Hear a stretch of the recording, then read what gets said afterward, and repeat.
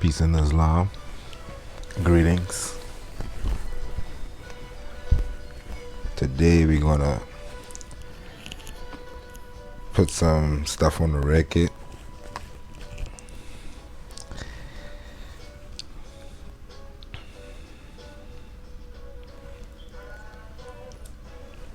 And I'm gonna be doing a lot of reading, so we're gonna go fast. And right here, somebody else can use their eyes and can see.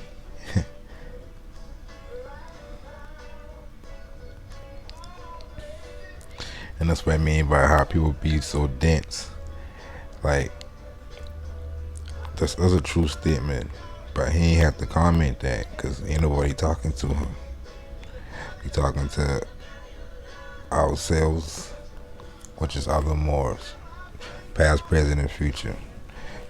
People gonna concern themselves with you. Then you ask them who they is, they malfunction. So I'm gonna talk about these little full things real quick before we start reading. You got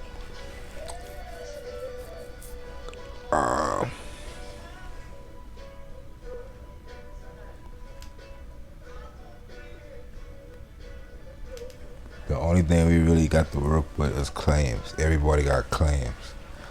And if you look at Rome right now, which is Washington D.C., we see the battle they're using, the chessboard they're using the understanding of history. See, they know we don't got that metaphysical understanding of how that connect to our modern day and our future, which is destiny. And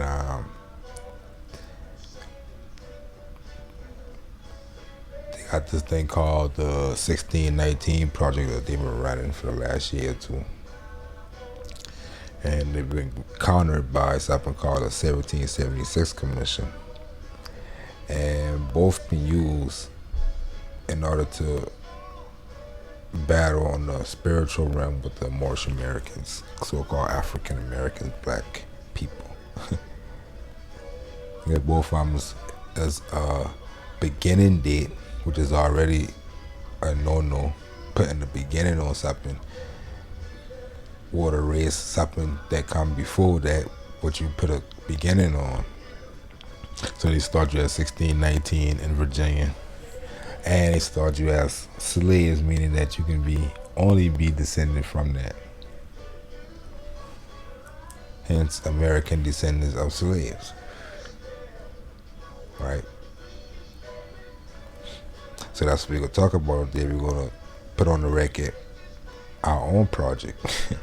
Because we don't go with the 1619 project or the 1776 Commission, which was also used to counter the 1619 project by putting these people as quasi-freedmen during the American Revolution. To put them at the beginning of the country. Basically, the Republicans try to use that to put the so-called whites and blacks in their proper status as proper as possible. The 1619 project put you in dependent status as a nation. So we know that is connected to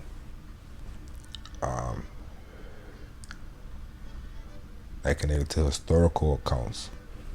So you agree to that, and it connected to your national identity and name, and it will seep through metaphysically and act its way out like you're doing now. So that's what they both did. So this might rebuttal to, or not rebuttal, because they can say what they want to say, but we're gonna put on the record what we see. None of that apply to us.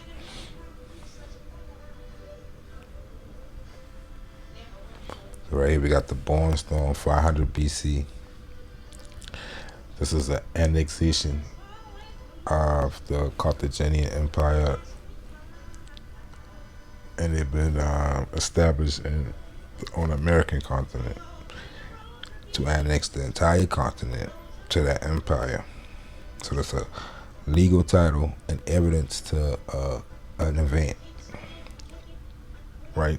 So they use the 1619 project. They got evidence to the event. They got accounts, written accounts of what happened in that time period in the English records.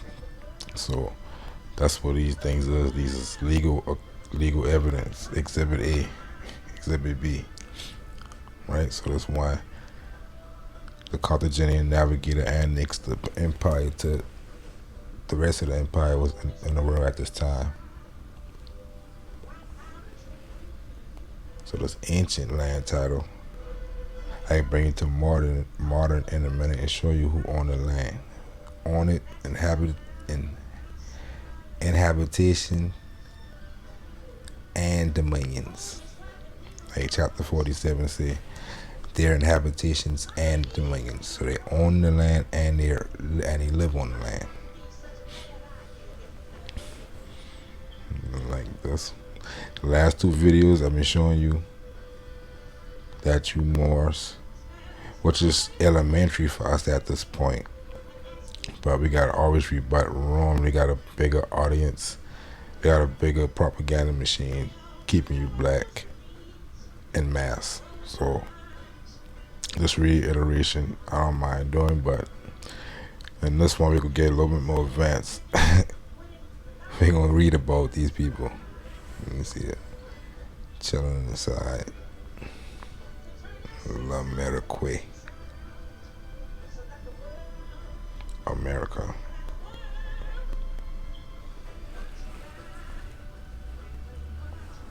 So these right here is exhibits and evidence.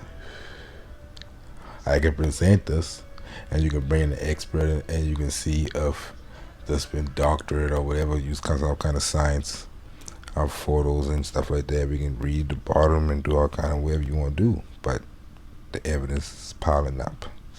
Why they worrying about us? We've been studying self like we supposed to. We worry about ourselves. So we find the evidence. And now it's through the roof. Our claim to the roof. But now I looking now at this thing like all these years I've been studying this. All these people don't really know who they are, so they wasting their time. And if we do come a day, then you gotta present that evidence, which is every man have to confess his own one day. Boy gonna have no evidence. Or they have easily rebuttable evidence that we've been rebut years ago. They didn't even know we rebut them shit on Wikipedia.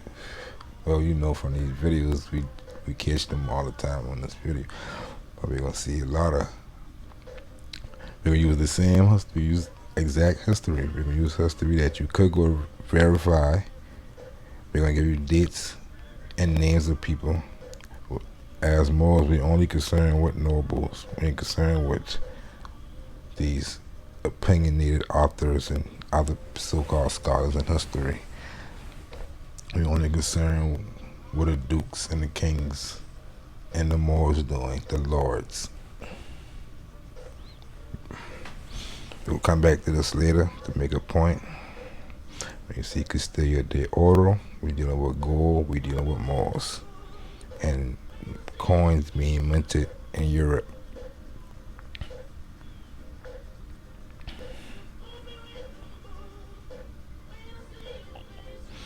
We're coming back to the land of the Nazarenes. We're gonna talk about that.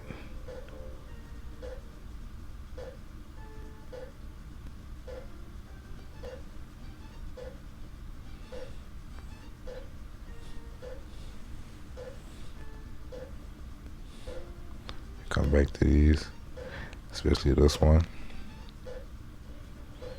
As you can see, the Moors, and they ain't completely wrong when they say American descendants of slaves, but they ain't got the proper context. And in law, that can mess you up. You ain't using the right words and shit, right? You're dealing with Roman canons and shit with these people, so you gotta be exact and you gotta understand. Like you teach them that this right here is they showing you that they owe you for unpaid labor. They owe you for denationalization. They owe you for human trafficking. They owe you for those type of terms. But when you say you're an American descendant of a slave, you saying that your ancestors have been slaves. You ain't telling nobody if you got evidence of other ancestors in your timeline that ain't slaves and noble and stuff. You gotta present that, but they ain't presenting none of that. They just saying the American descendants of slaves. So that means slavery passed down from mother to child, and you got that same status today based off what you saying out your own mouth. So we can talk about a lot of what's going on in this right here in detail. You see all the ships and the battles in sea.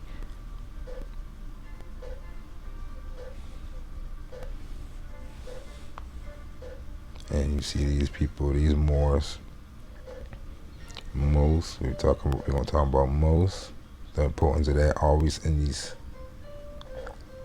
Think we're dealing with sugar Moors. We're dealing with plush land, not deserts, but we're dealing with Morocco. We're dealing with Moors. In fact,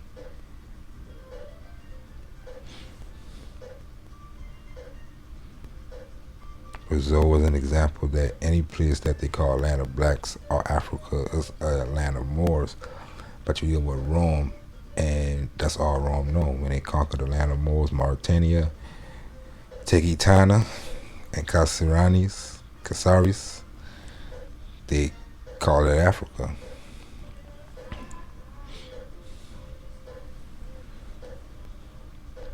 So we got stuff like this, the Red House, Alhambra. And they know these architecture is like in Mexico, in the West, California, Arizona. They know that. They're like, this is crazy. And even call it Red House because of the sunset. I think I got another picture. And the word Colorado also mean red. So we got Casa Colorado. You got a couple of Casa Colorados. And you got an ancient one we're going to see in a minute, which is Alhambra, the Red House. And Arabic is Alhambra, and Spanish it's Casa Colorada. So I think I got that in here. I think on the last video, yeah.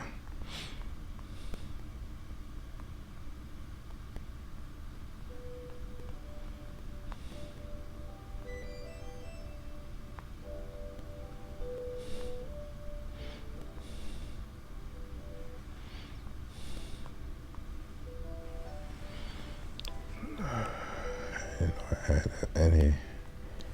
Yeah, up here. So here we got the ancient American Alhambra.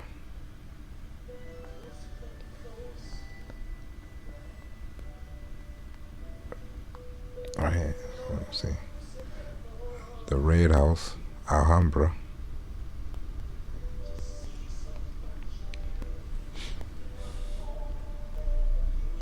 And since these ruins showing me like this, our modern architecture, these skills get passed down to the Moors, and from the 13 to 14 to 15 to 16 to 17, 18 to 2000s, because I one day telling you this,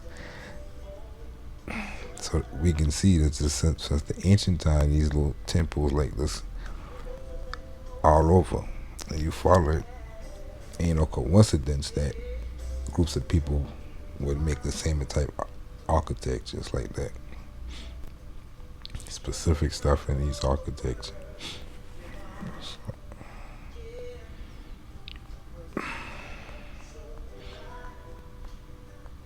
We already gonna talk a lot about all this in the last video.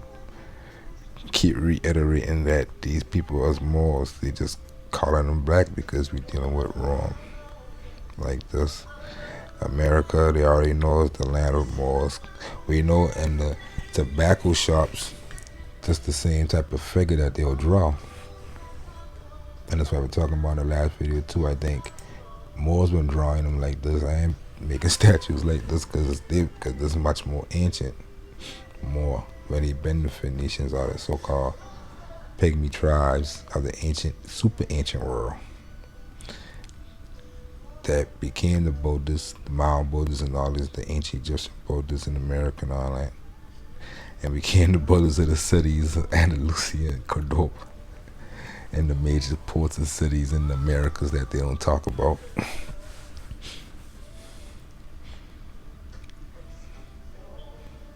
And I think I just telling you how our timeline is on paper. They only did 1619 project, but they noticed the land of more. That's why all the symbolism is representing of America to whoever paint this, and they got in the like the tobacco shop say tobacco more, and the shit. So people gonna still overthink that that's what this is. America, meaning the land of Moors. They still gonna overthink it after that. What else could it be?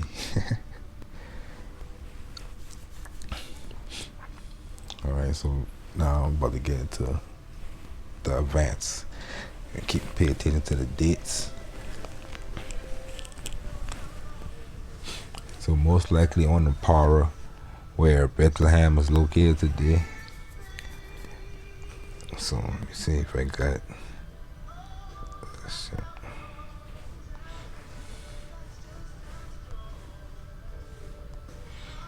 Balaam on the Para.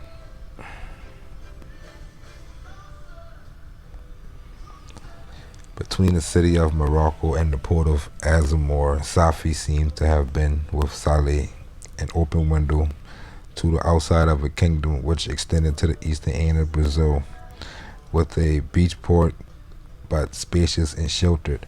And somebody did say this to me at one time on YouTube. They say even the ones of us who calling ourselves Moors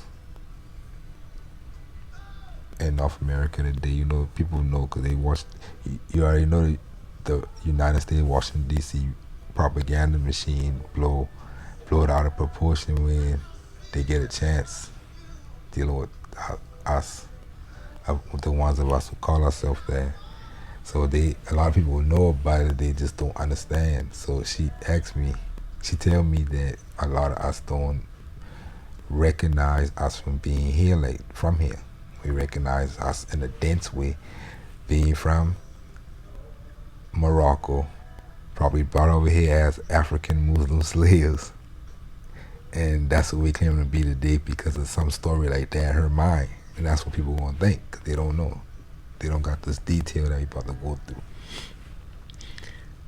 But just the answer for her if she decided to watch the video, because I tell her just to watch my video, you want to learn from a Moor, somebody who actually is that, right?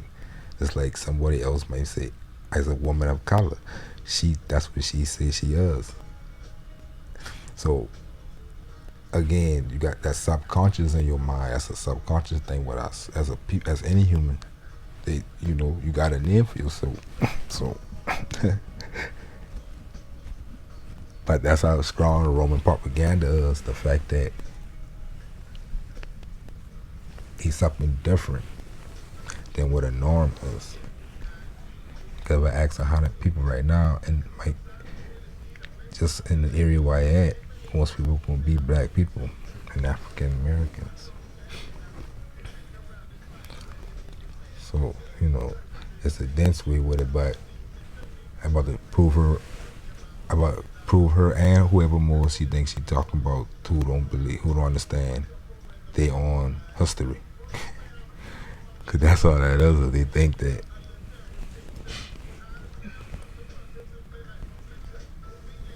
because that's how simple the math is with us, right? The math is, okay, these people ain't black Negroes, Ethiopians, or none of that other stuff.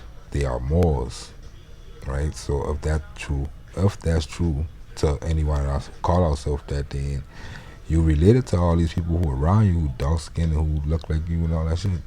When you've been calling yourself black, y'all been brothers as black people, right? National brothers, right? So now you know them ain't black people, just like you ain't one. So that's what I see that a lot too, though.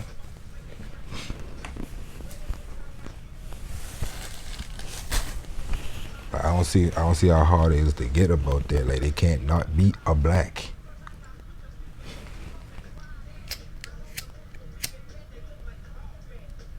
It's a word to describe something.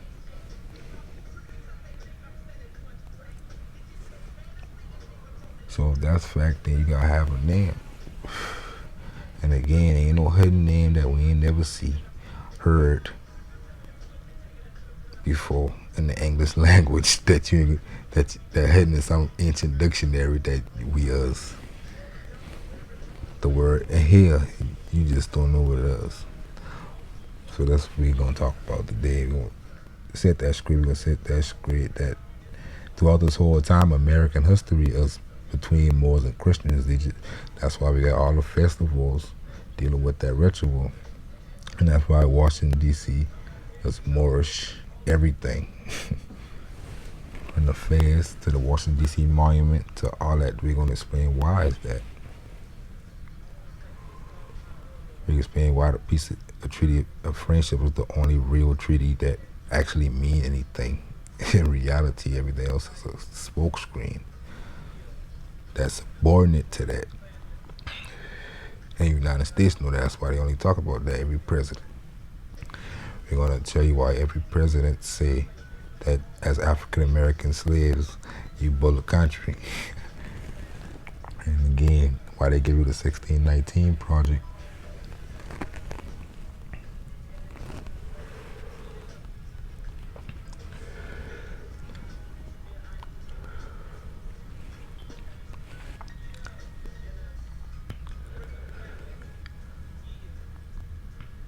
So most likely on the Para.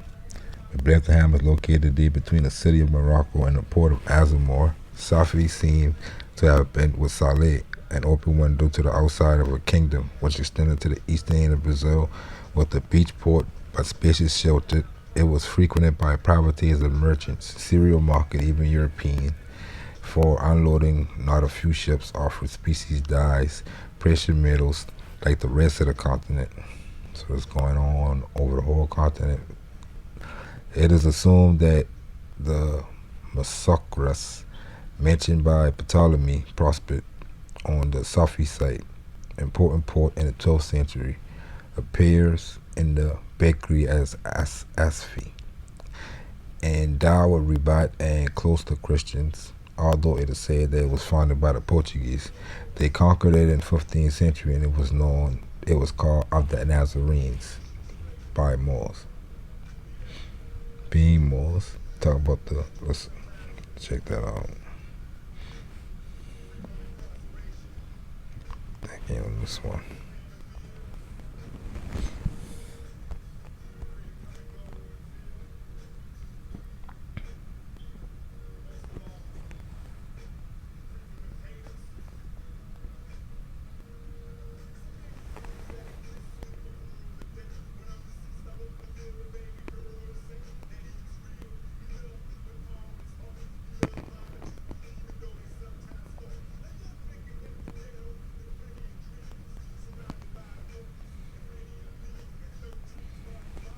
Not this one. I don't see him on this one. He most likely on this one, but right there. See the city of Citadel de Nazare. See the city of the Nazarene right there. So you can't hide everything. I think you on this one too.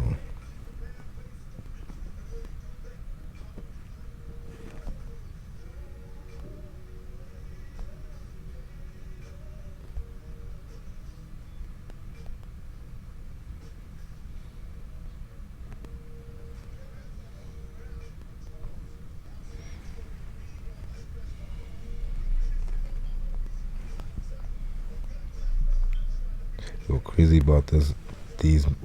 All these maps let me go very close to when they on the site when they download them. Now it get blurry when I go close.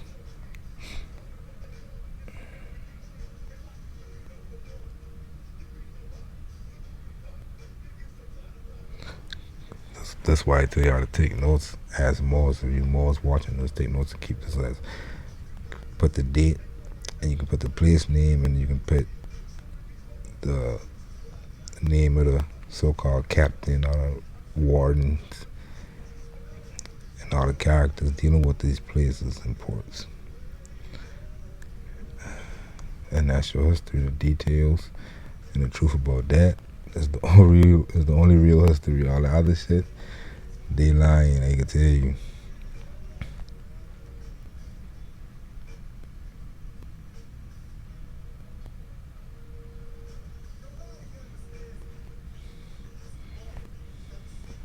And see all these ports on the coast because that's what Moors did. We set up our places on the coast, and we'll go in the interior and set up villages too.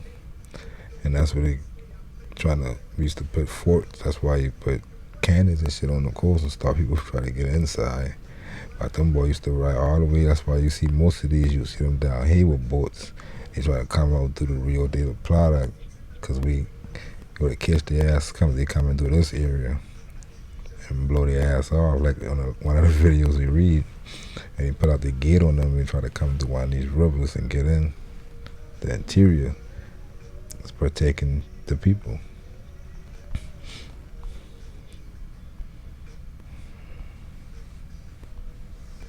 But this unpaid labor still going on now because they ain't paying you. They supposed to be paying you in gold and silver for your labor. So they doing that to even their own citizens. Now, their own people.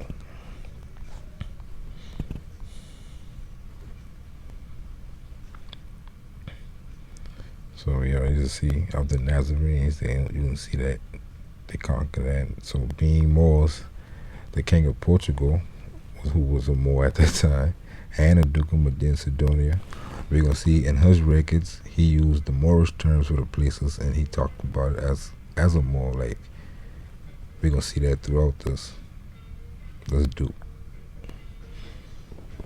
And you already know Portugal been a bunch of them boys been toxic people from Africa and from here. So it's in 1475 it was. See, that's a date. 1475. It was included by the Catholic among the market scales. Conquered by Alfonso V. So that's why I could call this video the 1475 project. About that. Before all y'all. That's another thing too. Which one of these people making all these claims can tell you what's going on over here in 1475? None of them, because they stuck in 1492. Right? So he conquered by Alonso V. Died in 1508. Muhammad recovered it easily. On the other side of the Aye River was respect to Mazagan. And you see, Moors always been going to recover them. In the book, she said it looked like they could have recovered any square and all these squares, but the land so big, it hard to manage that much, especially when you got Moors all around you who forgetting who they is, being Canarians, black Africans and shit, working with Rome. You can't really tell them boy nothing. Like now you can't tell them nothing. They gonna do what they want to do anyways, and they gonna blame you for doing something to them.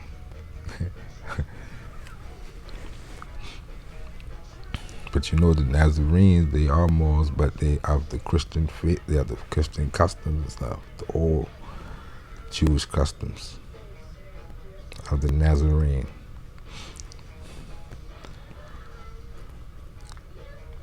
So that's for you. That's what Portugal definitely did. They even got records of saying that they've been looking for the black Christian kings to press the wall. They've been looking for them as for allies because they've been coming to fight against the Moors, right?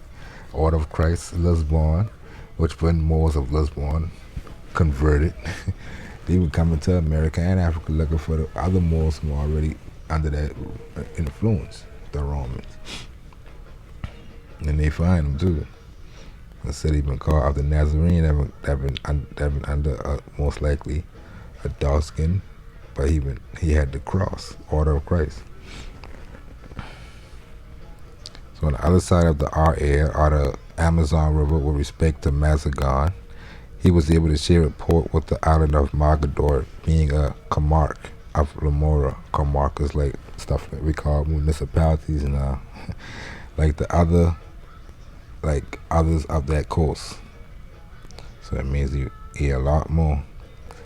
And she ain't got all the record, and she said she only used 50% of what she had. So it's a long time period of stuff out here. You just gotta learn how to find it and see it. To the east and about 60 leagues away was the River of Slaves, next to the Maranon, and that's on that map too. We can find out on that map. I ain't going back though. Say mentioned in 1478 as the first stopover of the Navy of the gold mine of the coast of Guinea, 7,000 miles from Andalusia. She put that in there for reference to show that ain't going to the other Guinea that we know in modern times. Following to the east, it was in the second port, equally frequented with the Canary Islands and Punta del Inde are located, known for Paranaba Bay. It has marked the beginning of Brazil in the 17th century, and that's what they used to make that border in the 17th century for Brazil when they started calling it Brazil as a country. After Cabo de Palmar, the coast where the Canary Islands and the Punta del Inde are located, I gotta read that, the coast went down, and the east end, which was Cabo Corso, or Corso for the Normans, that a fast and comfortable way to the Indies was abandoned by Castilians and Portuguese. I will only have one explanation. When the King of Morocco gained prestige among his subjects and subsequently power, he maintained himself intractable with the peninsulas, those are people on the Moors and Andalusia. Leo de Africa described the course of a slave river unrelated to the American one, placing its birth in the Atlas. He makes it run between the province of Tadla and Haskora to die in the Umirba Bee without reaching the sea. This one went through Tequila and Tamitsina. So we got two slave rivers, one on both coasts, so-called slave rivers, right? But you know, a slave can just, they're just somebody who under subjugation. But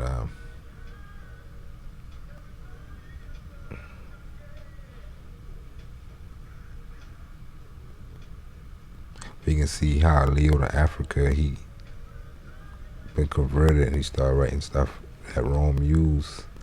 So we gotta use him. We can use him because that's what the higher scholars gonna use if they want to rebut anything that we're saying in these videos.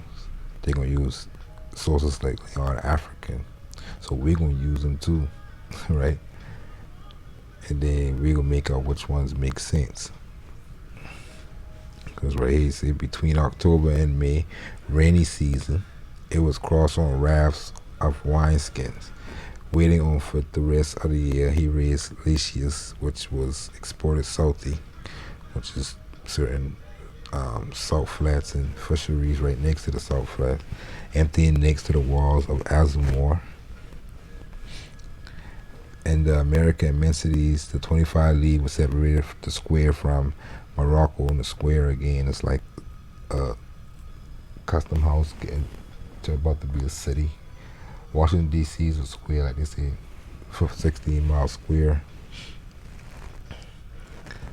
Let's see, from Morocco, which was probably through Mayanara, where a Friesen, although they had 8.5 days of wait, being the average on land 16 per day.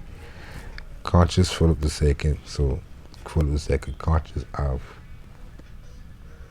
the double place names on both sides of the continent. He understand attached ports, annexations, kingdoms, dominions. That's why we only concern ourselves with the nobles. He don't care about the other history they talking about. That's the only history Moors could be in, because they lords. And let me see, Mayanada. I think we looked for this before.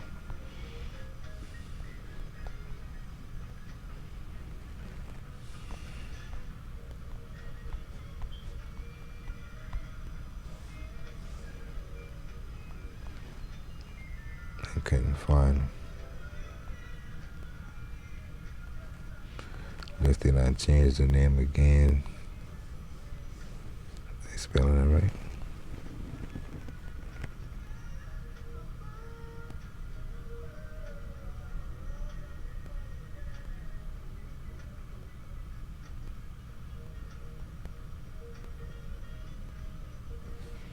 Yeah, they spelling it right, because that I is a Y. Like Maya. Let me see if he like that.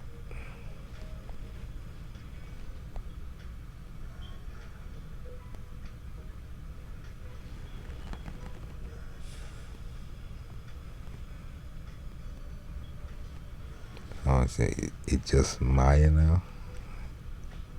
That might be what it is. Look at that, Miami. Miami even spelled like a little.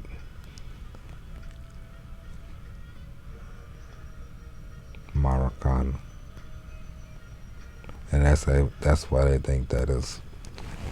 I don't think that's land of Moors like Morocco, because it'll be Marruecos or Mauritania, but I think that Morocco, I think that's the Comarque that she was talking about.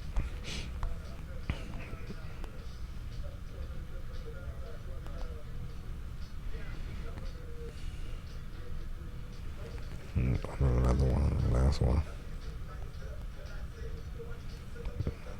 Comarque. You gotta answer those words. We got marker and mark. Any evidence that that's what we're going on? It's Mazagon. I mix them.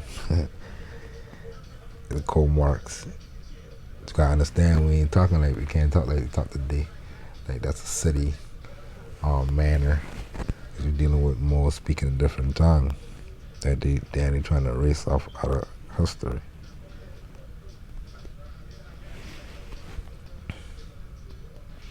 So let's get to the 1600s in a minute.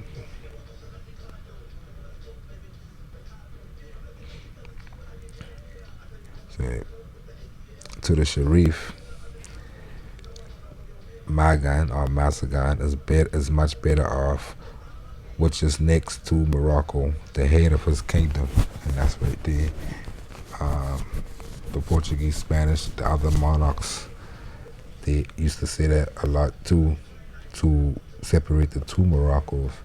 And the one in Brazil used to put the head of the kingdom. So the Morocco, the head of the kingdom one, the one with the head seat. See, then Tetuan, which is far away, so far away. Say upstream and without access to gold, the money used in its conservation was considered caste evil, offering the added difficulty of doubling relief expeditions, since it was frequent that when the relief entered the memorial without difficulty, those of Mazagon had to return, not being able to approach. The ship that set sail from the Guadalquivir, bound for the square, had been pantry for 6 months. So from the Guadalquivir to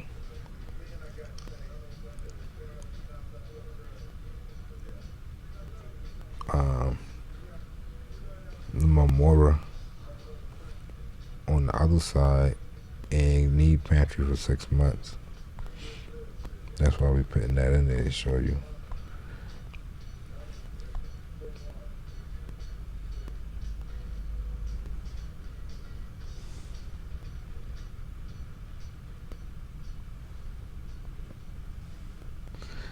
Like I said in the last video, when I end when I want to go overseas, they take me to America. When I want to go to America, they take me overseas. Like, see, take me to Antigua and Barbuda. That's what I'm looking for. So from right there,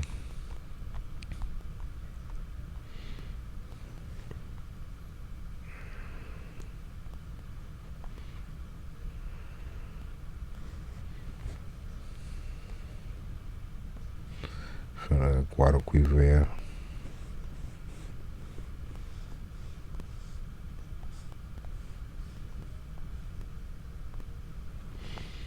you see, that's a quick travel that wouldn't need 6 months of pantry. So those type of things right there telling us, we're talking about the other one, the one in America. As precaution, since the relief used to finish the crossing in 25 days, and that's another reason too. It wouldn't take 25 days to cross from that river to Memorial over there. And the warning ships in 19, in the 19 warning ships in 19, a record that if the protagonists had not erred at the dates causing the event to break, which occurred in 1640, required the governor of the Count of Castle Novo, Castillo Castillo, to smooth out differences between darts.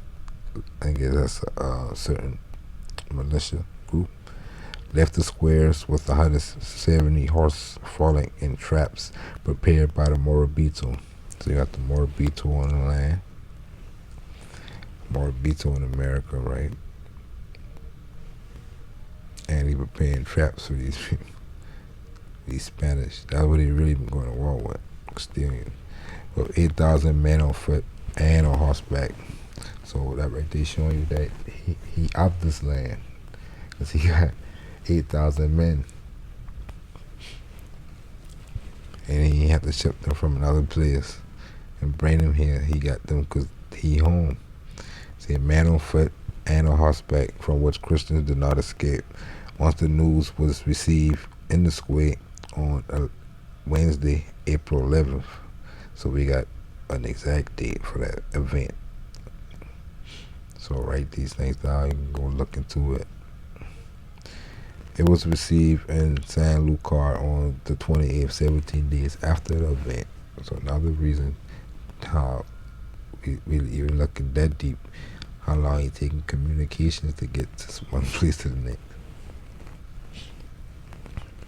As in other Christian enclaves in America, embedded in the land of the Sharif, the resident of Mazagon went daily to the market supplied by Moors to provide themselves with victuals.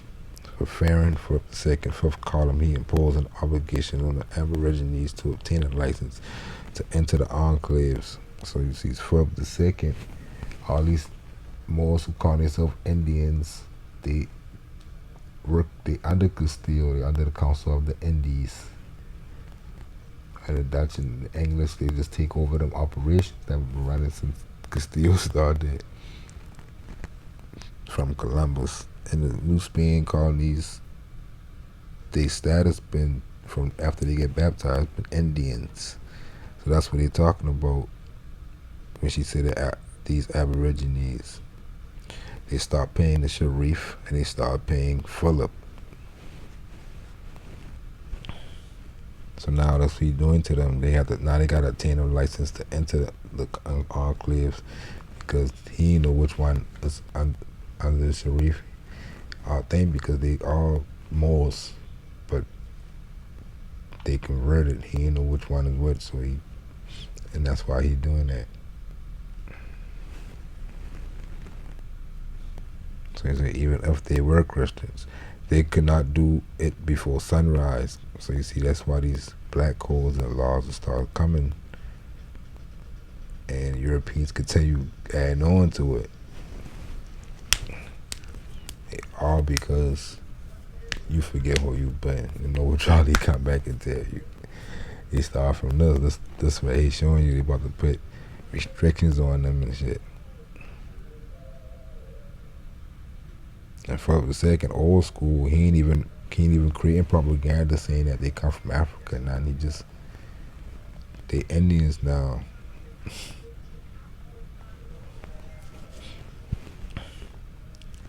The United States pick up that same thing and then they drop this shit when they realize what it is. They realize what I really telling you now about that. That they just been subject of Rome. The English started going and make deals behind the back of Rome with these same Roman subjects, Indians and tribes that said they already had treaty deals with Rome. They gonna make side deals. They stay fighting the church. They used to stay fighting the church. We gonna read about that, the English.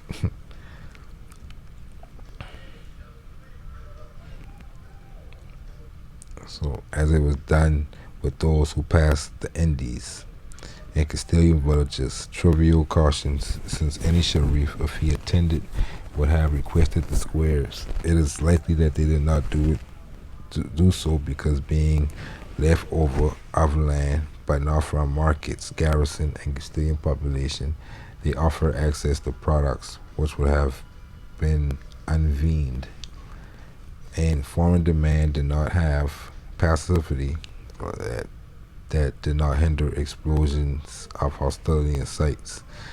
So sometimes, if the Muslims want to stop them, they would have. But if they, I guess, if they were operating, handling business, making money, ain't doing nothing stupid. Had nothing to do. Just let it rock.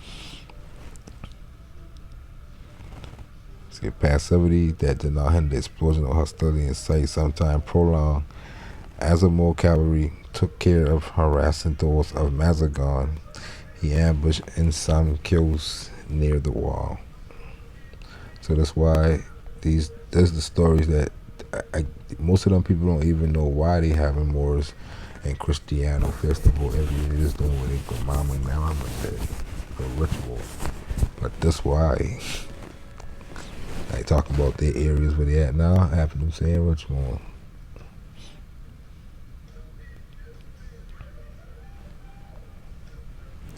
Among the travelers who transited through the squares, a delegation of Poniento, or Westerners, vassals of Hamete, stands out. So now she's looking at people who come in as ambassadors from these Ghanaians and these Morocco and from Africa and stuff like that. And the records of Portugal and Spain, the official records of ambassadors. So in 1583, appeared in Lisbon. Representative of the opposition went in search of Moulay Shekwi and his uncle Moulay Nassar to offer them the throne, and informed that the princes were received by Cardinal King D. Henry, promised that they could leave the kingdom whenever they wanted, without intending to respect the word of the predecessor. Now they talk about a lot of these things. That's why I say write them down, because we already know Wiki talk about the Moolies.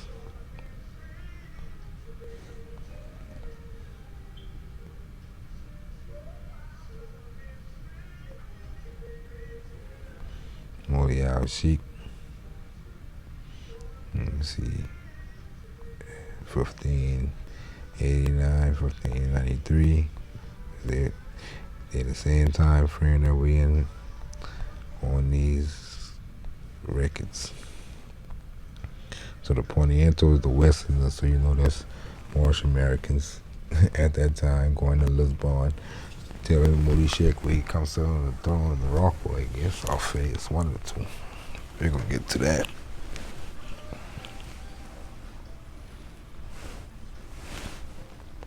So Moulay Sheikh and his uncle Moulay Nassar to offer them the throne, informed that the princes were received by Cardinal King D. Henry, intending to respect the word of his predecessor, since highnesses were the antidote which prevented untimely resurrection of D. Sebastian, allowed the hostages to receive the commissions. But the president of a trusted snitch who dominated the Arab, the tall man who was stunned by the interview, Mulis and Ponientos understood each other in jargon, of which he could not grasp a word.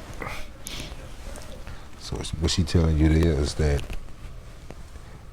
the these Mulis who got a lot of pages on Wikipedia, but they put them in our North Africa today. So when I click on Marrakesh, we go to modern day Marrakesh, right? But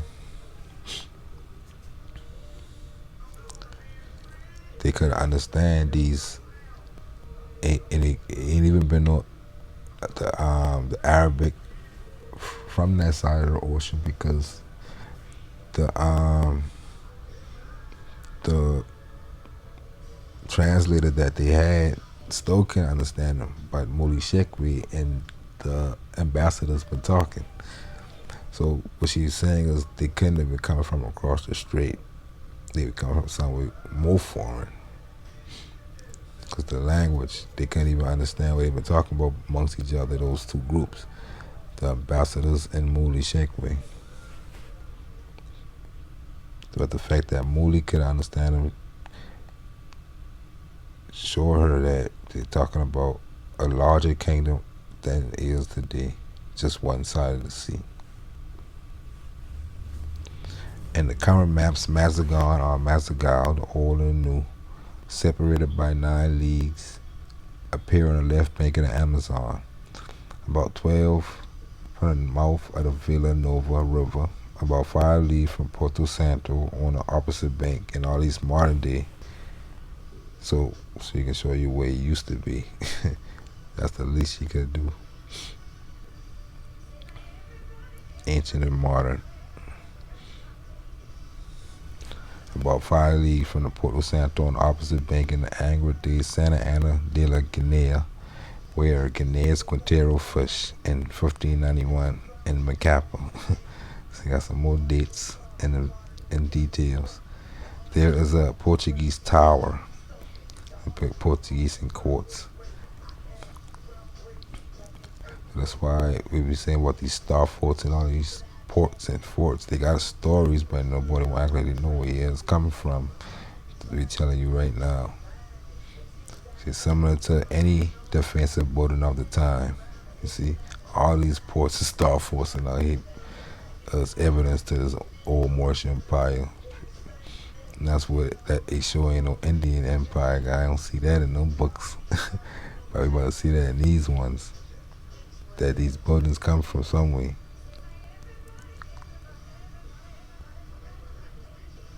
And most of them, the plaques do say some Portuguese navigator or Spanish navigator now. It could have been in Azamor, which was perhaps the nameless place where it had Abdemelik fortress. After emptying of the great river to the Cano de Norte, exit from the island back from the Huma to Punta de Plazo. I might tell you, watch for that. We talk about that in another video too.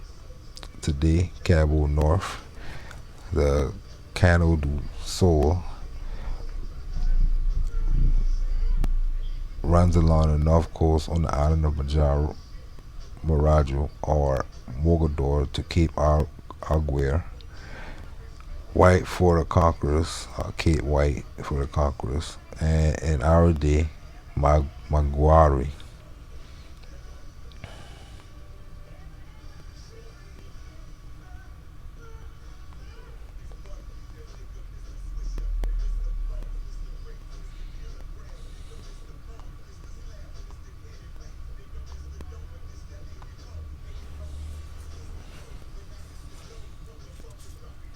You see how they say Mosquero, that just means moss.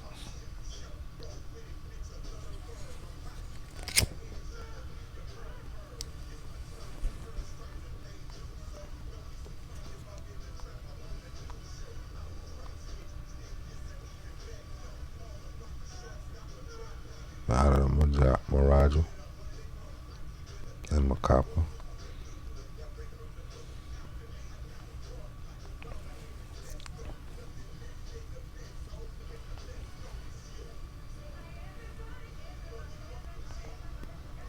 So the foundation of Mazagan is a tribute to the Portuguese shipwreck.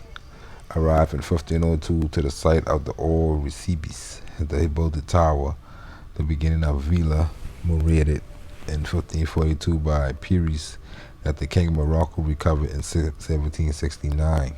So you see, you still got some of us who ain't forget and don't fall into that state that we get a new history and a new name. And now generation go by and now we're the melting pot country and everybody playing with us.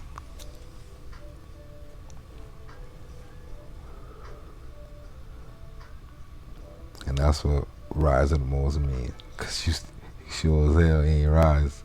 By 1769 you see it being recovered by the King of Morocco. Ostensibly ignoring that Mazagal or Mazagan stone Amazon bank identifies with El Jadida on the shore but from the sea. It is well known tourist beach. And that is true because clear as day Mazagal stole in Brazil. And when you bring that up, they gonna go act like a boy Homer Simpson going into that grass. They gonna just dip.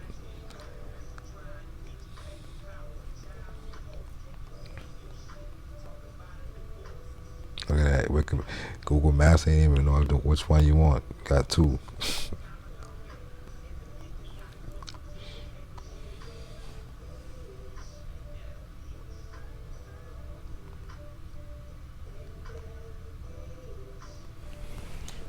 And I go to the Moorish Americans who don't think that that's Morocco or we in Morocco wherever we at on earth in reality.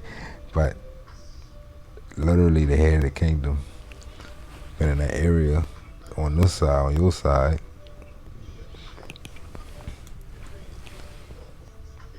Then that's something you can go see. You can go see Mazagal right there.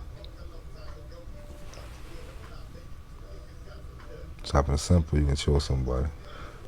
The toponym Azamor has been lost in America. It was said that it is Mazagon, indicating obviously proximity, since the port was separated from the square for 12 hours on horseback, according to records.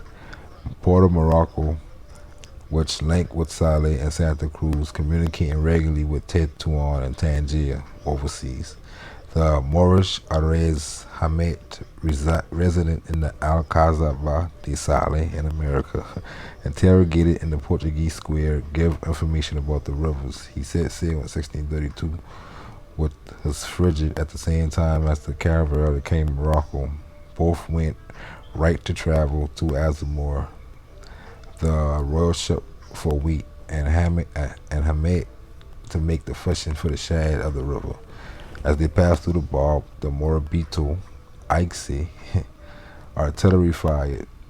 So you got three groups of Moors right here. And we in 1632, we talking about some 1619 project, we over here fighting.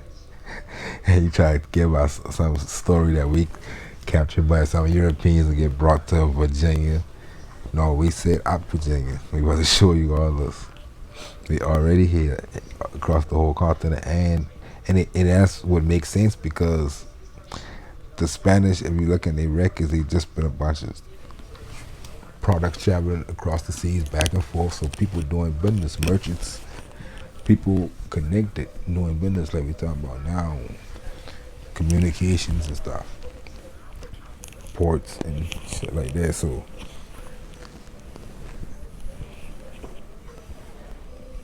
the 1619 project could be moot because somebody doing that trading. And if they ain't saying that they doing them, because I don't see them talking about this, somebody doing them. I don't see nobody else talking about America in this manner. So they hide something from you. And it's the kingdom of Morocco, that's where they hide. So they say, as they passed through the bar, the Morabito fired at them.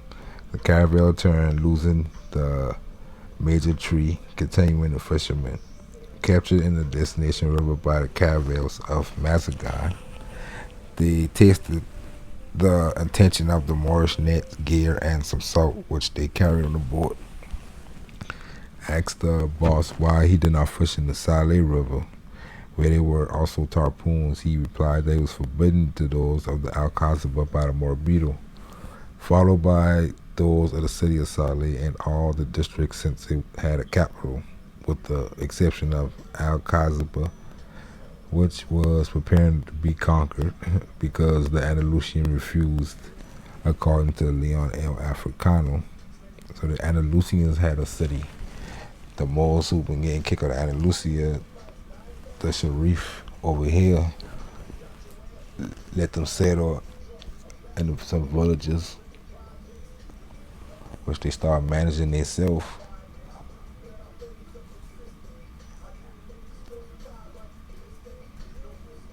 Or you got Rick, you know what I'm saying? He don't want to let them in, but he got to because they brothers. But the customs been already so Christian to him.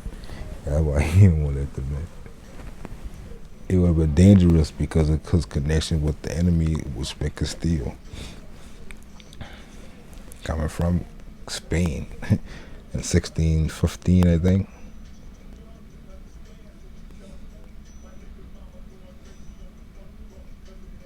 So he said, matter of fact, let's look at that date. Let's see that date.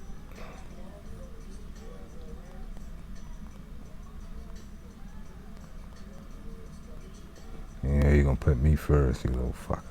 1609, 1613. And they come right to that square that they've been talking about in this. Some of them. They ain't going all over the place, but a lot of them come to that square, and one of these Sharif let them in, so that's the way you're talking about the Andalusians. They being notable the representation of Portuguese merchants, exporters of shads. They were caught at sea, not in the river, contributing to the town from 6,000 to 7,000 dakas a year. So these towns, the kings and the Sharifs and stuff, they just be collecting taxes. It's like monopoly.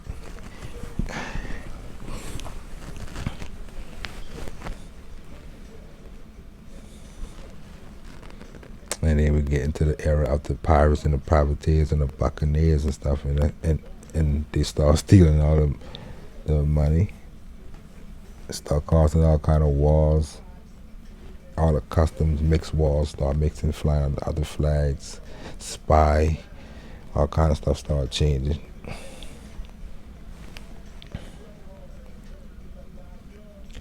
The authors attribute to them having inspired the king of Portugal the idea of conquering it.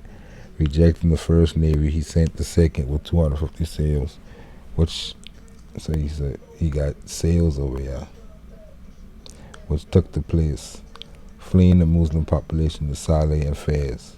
Azamor is identified with the Azama, capital of the Ducala, visited by the Carthaginians. In the Azamor of the coast of Morocco, 99 kilometers from El Jida, there are Medina, Mahala, and Kasbah, highlighting Powder House in the citadel, whose construction is attributed to the Portuguese with the fishing port. The river Brief is in the as Ribi, and Azamor, the eldest of Barbary, gathered. They had all the Moors who went on that side used to come to this Barbary on this side is Azamor for meetings, which is dealing with international laws of nations and stuff like that.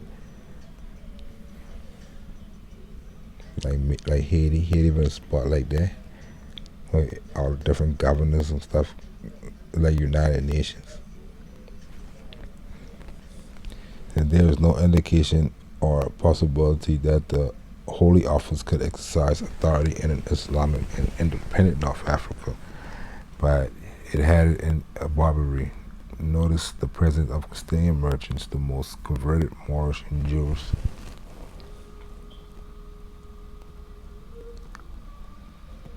And that's basically where most of them been, because Castile used to be Moorish city. So residents among Muslims for about 30 to 40 years. It was observed that they had forgotten fidelity to the gospel and loyalty to the king, since they served the Sharif in America with greater zeal, urgent to remind them of both. So even the settlers that Castile used to saying over here, used to just trade on them and start working for the Sharif. And that started to cause problems for them because they need taxes. And if you're paying the Sharif, you can't get paid. Said also that Guzman advised them to return to the homeland. This could be directed with little noise through the way of Inquisition. Once the idea was ruined, Philip II entrusted the Inquisitor General in 1591 with the repatriation of such vassals on charges of lukewarmness or heresy. In 1585, learning that there was a lot of gold in Grenada, Guzman asked that some galleons of VM, which is I think His Spanish Majesty, of those who went to the Indies, surrounded themselves by Barbary, which were on the same course, because seeing them privateers and merchants habitual Cabo, Aguirre, and Safi. Like I said earlier, the main characters who giving up all the game and the facts is the Guzmans, because like she said earlier, they went up the lineage of Moors, so they used them terms like Cabo, Aguirre, and Safi. For the second, we use the term like the Indies, but you see what he said, those who went to the Indies surrounded themselves by Barbary, which was on the same course. He gave the game up because he know, and the Spanish monarch used to always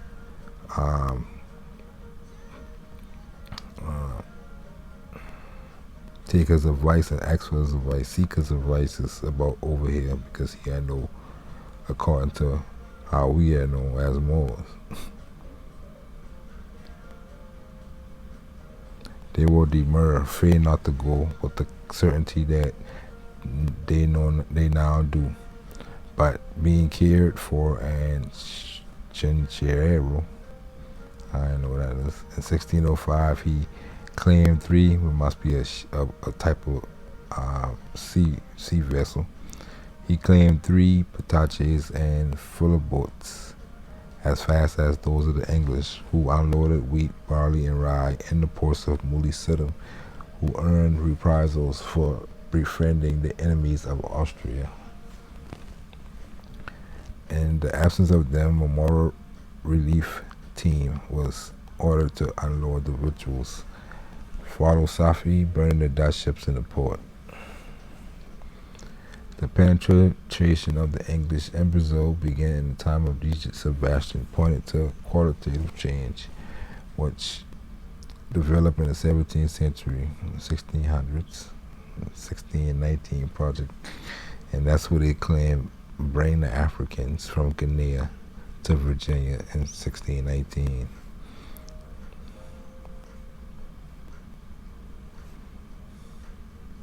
As a chessboard, and you own them as pawns, but you don't even know.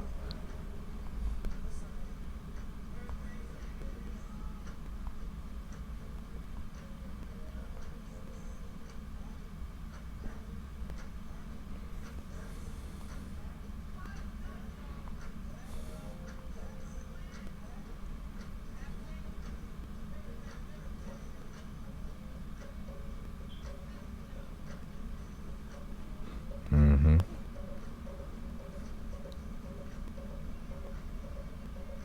Ain't no room involved with this. I know she part of some of these rooms now.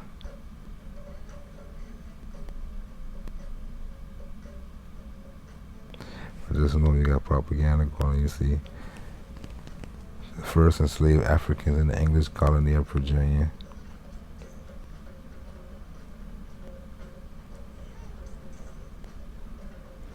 Okay, at least they say, though you've been in other parts of in the 1500s. And throw that in there quick too.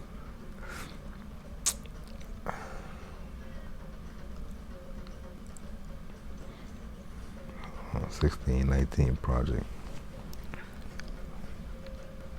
So 1610, the year of the purchase of. No, I ain't gonna get that far yet. Say expelled from the water to frequent as honest merchants. We talk about that. After the incorporation of the Portuguese crown by Philip II, English, French, and Flemish transmuted into privateers, multiplying their settlements in the north, the Isthmus, the Antilles, and Levant, which is Brazil, from the Orinoco to Cabo Frio, with the blessings of the Sharif, Morabitos, and other natural. You see, the Sharif, the Morabitos, they natives here in this story, according to this research that we're going through. That's why she said, and other naturals, which is people who here and always been here, but might don't be under the jurisdiction or claiming to be Moors or whatever. You already know what it is. People claim to be other shit, but they natural. But the fact that she said, and other natural, showing you that the Sharif and the Morabitos already here. They ain't like the Portuguese and the Castilians and that coming from somewhere. They here and they got their people here. She right there in there too, inside one of the letters that showed that they were talking to the Portuguese and say they better start stealing our children. And that's evidence to the fact that they children here. So the Portuguese, they'll just bring a bunch of men and galley slaves and settlers and convicts, and they'll probably have children later when they get here with the natives or whatever, or a woman slave that they bring or whatever. But there ain't no families here like that. If you from here and your families be your whole families, you got to protect them.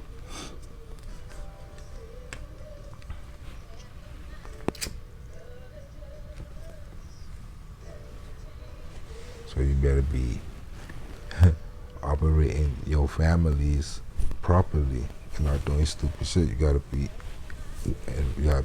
at one. You gotta be all in one accord.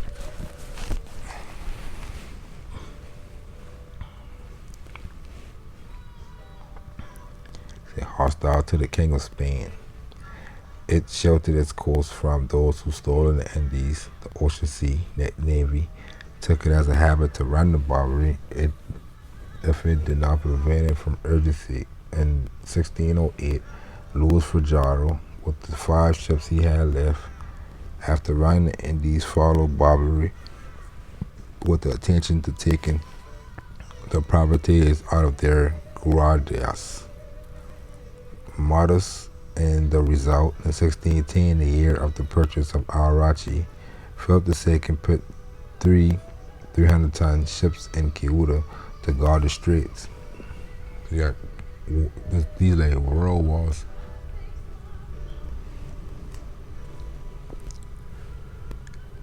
And they are connected to this trade. Sporadic excursions did not prevent the development of the Corsican and the piracy.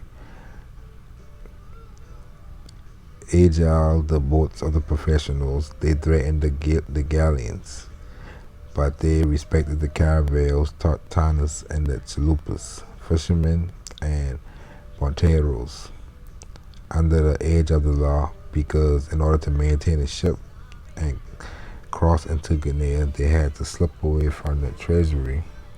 They maintained fluid relations with those who stood aside.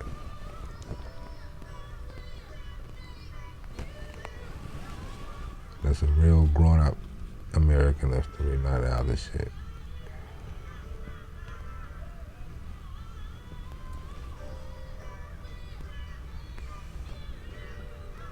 Captain General of the Ocean Sea Navy. Every time you see that title, or any character, read these stories because they deal with everything in the Atlantic seas, everything in the Western Hemisphere, any sea over here. That's what that title was for. And we can see different versions of that title too. Set in Spain and Portugal. Fadrique de Toledo took advantage of the decaying force, dividing the remaining of his navy into 2 squadrons, which patrolled simultaneously and permanently the coast of the Indies and Barbary, which is the islands, the West Indian Islands, the Caribbean islands today, in South America. That's a Barbary just been a term the Spanish used, like we use the term America, for the whole continent in their mind. Achieved security for coast fleets and relief convoys. The militia was considered with authority to write to the king what he thought, without more utility squares than to remove Zerado port from the privateers. It would be advisable to save what they cost to build and maintain ships. Agile, fast, they could face foreigners on equal footing. And we got a lot of this information from the Medina Sidonia, that's Spanish, that's the Spanish Kingdom Empire. So that's what we speaking from. But we got what literally going on from their view, so we can look into that and pinpoint and find out what's going on. So they talk about from their perspective in the place. It had been fighting in the Indies for more than a decade when the occupation of Bahia by the Dutch in 1625 made public the Maranhão Wars, dispatched the Ocean Sea Navy to the restoration of Brazil. It recovered the enclave but returned so badly that the crew were resting in Cadiz, in Spain, in 1625. And so, 1608, 1610, 1625. Recovered the enclave but returned so badly the crews from resting Cadiz from the work of such long navigation. So we're talking about overseas kingdoms. And so they shouldn't be having a long navigation if we're talking about across the strait. See, they didn't have time to recover when England armed appeared in Westeros, America. They were shipped in the silver galleons. It was very full of this entire coast of pirates when Philip the Fourth and the Habsburg would have been calling it Westeros because they had get the crown of Portugal, and that's what Portugal been calling it through the Knights of Christ, America. And Spain been calling it Barbary, but they start using the term Westeros too when they started dealing with the Portuguese crown that they had. Convinced to own everything the continent produced, captured 2 Turk ships in 1632, entering the Mediterranean with a load of sugar and leather, so they were getting that from America, which was declared smuggled despite coming from its own Barbary, which is the parts of America that the Ottoman Empire had. The same thing that Portugal and Spain and Dutch and everybody had trade rights in certain ports. Ports of their own, custom houses, towns, communities. So we had a lot of allies too, not a lot of friends, not just enemies, it ain't just war. A lot of them is business. And we talked about that earlier, about how they started messing up things. We see English, French, Flemish, everybody here. It's like today. But ain't nobody making these claims no more. You don't see people saying they Turks and they Spanish and they Portuguese. So what happened to all these people? Like I say, everybody getting sucked into color games when they acting like they the native if they light enough, or you Afro this if you dark enough. That's the only thing people want to talk about when they think about history. But none of that is real. This is what real. That's the detail of what happened.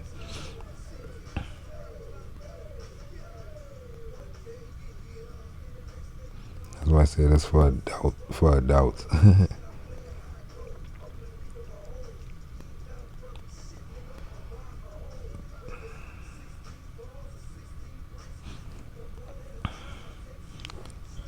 In 1637, and before we start, we can tell you, let me do one more thing. I already not going too long in this video, so we can see.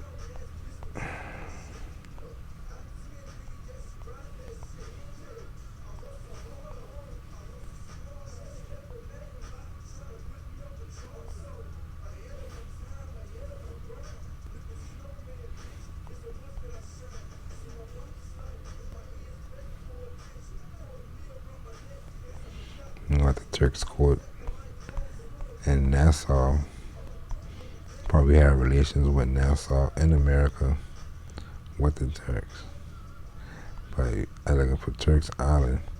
We see Turks Island. We see Port-au-Prince, which is Haiti, France, which is France. We come down, we see English. We see Dutch, we see British. And we get down here, we start to see Dutch, Suriname,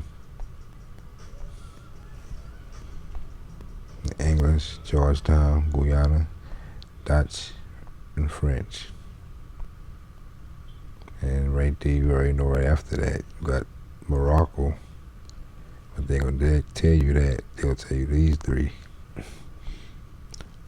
But that's what we're talking about. We're telling you why that exists, the details. And apparently why nobody else will tell you the details. Either they don't know or they hide it. So in 1637, the Dutch took Pernambuco, not wanting the king to know. He forbade the taking sails from Cadiz, San Lucar, and Lisbon. He didn't want Philip to know.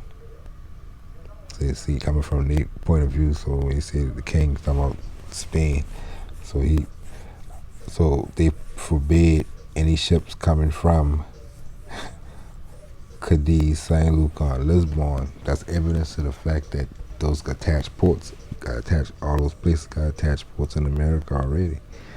Because the cause of the real vanity of the ruin of the poor, so defenseless were the coasts. A year after Portugal independence, that the Moors stood on the mouth of the ports without letting even the fishermen out. And that's when the war started raging.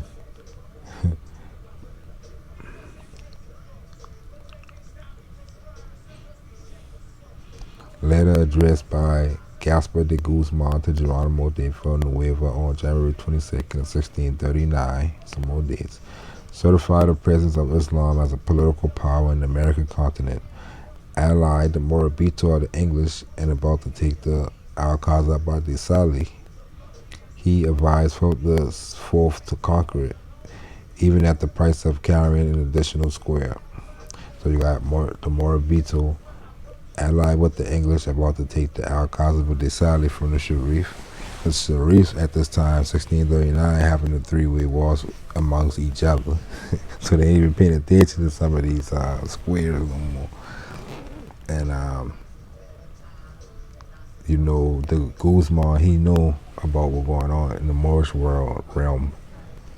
So he telling Philip to conquer it, get it first before the Morabito and the English, even at the price of carrying an additional square, in addition to risking peace with England. Although there is no port capable of navy, since it was in Surgidero, suitable for small bagels and for traffic and commerce. And again, all those in quotes, that means she's trying to show you they're different from the overseas one. If as the Morabito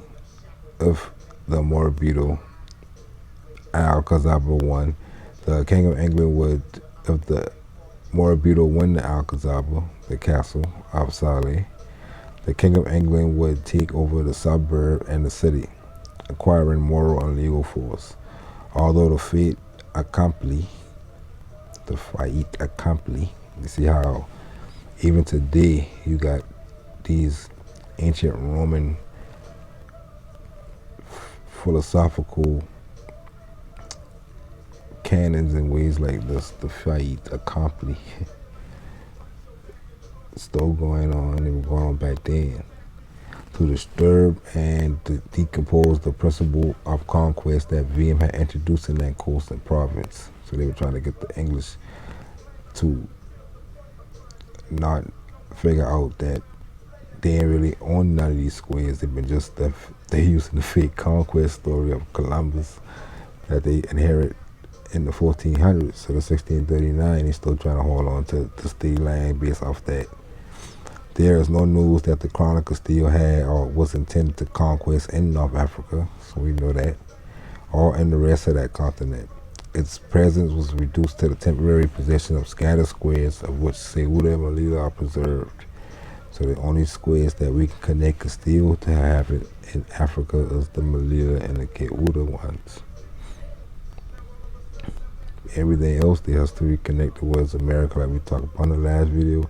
Man tried to put the Castile story in the land of Moors, but in sub-Saharan Africa, when in reality, no evidence of Castile ever being over there, dealing with that over there, except for those two ports in North Africa, near Spain, closest two ports to Spain.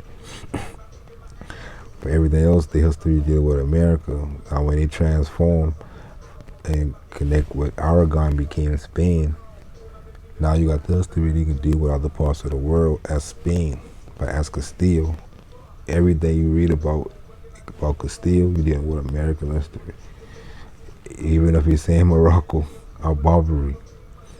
So that's why you say the conquest in North Africa or the rest of that continent.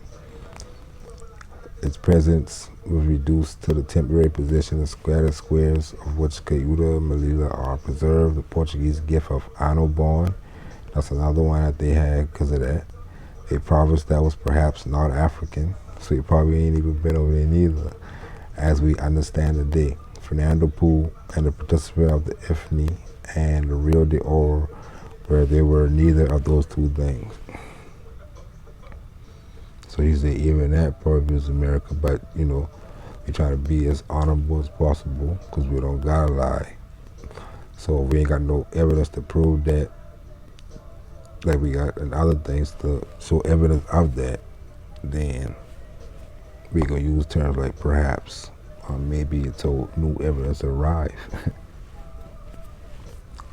The hallmark being the cork oak, which populated Peter's Hill to avoid surprises. The Castilians cut down the field around the square, respecting the grove, which supplied them with firewood. It served as a refuge for the Moors when they stopped supplying the market, taking advantage of the demand of the garrison to have fun harassing the Castilians. Designed Fort Stone, which closed the port to the Alarabe-based barbarians, it was left to the wooden fort, boat with material ship for a field expedition of the mine. Like I said earlier, only people in these stories is Moors and other European nobility. So we American descendants of nobles in our stories. And it's our land. So we want to give me reputation, get a bunch of go home, get off my land.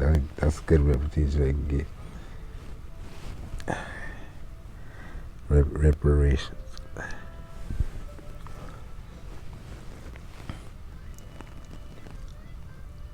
Knowing the way that Alonso de Guzman warned, the water of winter must ruin much of the factory.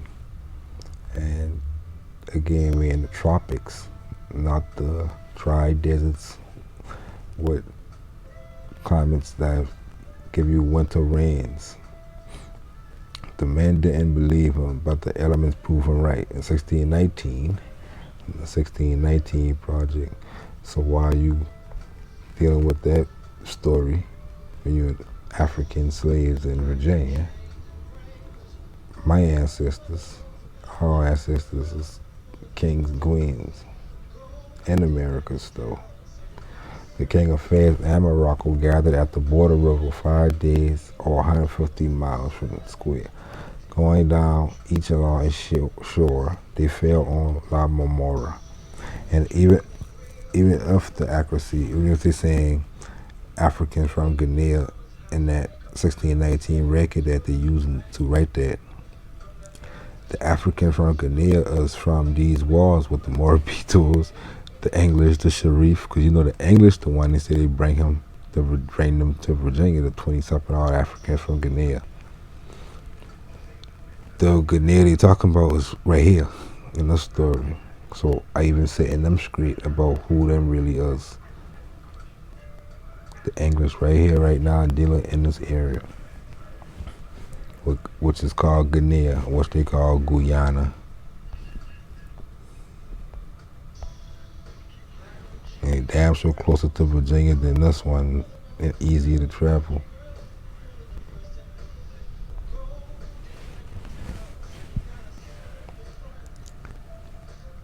So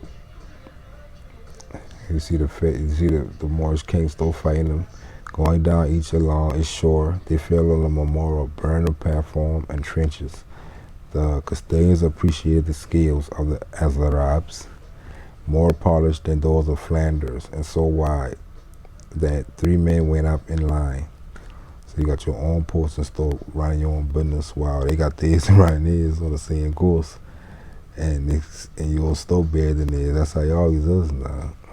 And next thing you know, gentrification. And so wide the 3 men went up the line. Sedum's artillery demolished the tower of San Jose, which protected the whale from the marine, which supplied the square with very good water. He saved the sudden and natural death of the king of Fez in the enclave, raising tents in Al-Mahalas. The heir walked away along the road to Saleh, leaving buried 2 cannons, which Spanish took advantage of. And that's what she talking about, the tents in Al-Mahas. These little shit right here, you see. One right there.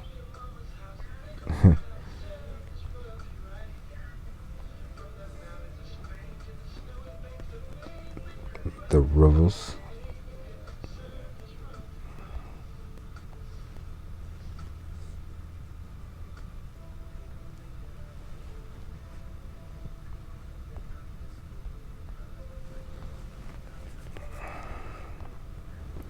So I don't know how long it's going, but I'm gonna end them after this one. So convicted residents of the square to improvement for being sparse relief. Manuel Alonso de Guzman proposed in 1621 that residents of Memorial be allowed to trade with the citadel of Saleh and other ports of Moors. You see, still gotta come to your towns and shit, cause you running it better than having run the previous year that the Sharif prepared paddles to get the squares. So he pulling boats, making a shipyard to build some boats. And you can, and again, that's more evidence of your being your indigenousness here, because you pulling these small boats, these I skip something to it. No, that go these boats right here. You can tell these foreigners because they bullies, and they can't get in between this far deep into the interior in these big ass ships. So the ships of the natives gonna be like how they show you in them pictures, like a canoe type shit. So that's what they tell you. She tell you throughout the whole book that these Moors got ships that can get through the whole continent all around. And they got big ships too. We could talk about that in the next video, how we had the English and the Dutch building us our ships on the like these in their ports.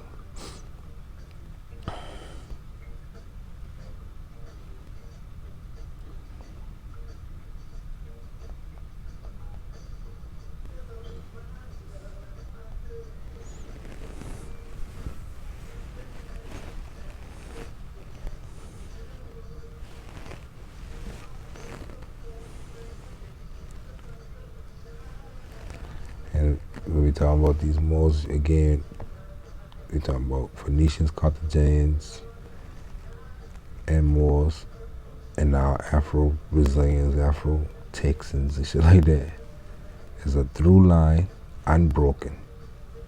People have children. People don't disappear off the planet, and new group of people come from some other planet like they try to make you think. All the humans here is the humans who've been here 500,000 years ago, 500 million years ago. Having run the previous year that the Sharif prepared paddles to get the squares, warning of 200 rowing boats, not as large as pincers and not as small as chalupas, which they prepare in the Fragilinas. to make great landing in the rivers halfway with Sidon, caused the prohibition to be maintained. Little friends of surprise for Duque de Toledo, Captain General of the Ocean Sea, again, American shit, who succeeded Fajardo, sent the Marquis. See, both of them got that title, and both of their history connected over here. Sent the Marquis of the Santa Cruz to a square on duty with 4 galleys in the Royal Navy of the Guard of the Indies. Just in case you ain't know what we talking about. Just because you got Moors and Indies, they try to keep that away from you as much as possible. Again, especially with propaganda on a news station, they'll act like that Moor is a terrorist about to blow up the world. He jaywalking, but just because he can't call himself black, like they want him to be, because that's what they gonna call him. You see how you're saying? Your enemy call you black, and if you agree with him and the history that he think that black is, a Black History 1619 project, then y'all have fun with that. We'll stick to the truth over here. So peace till next time.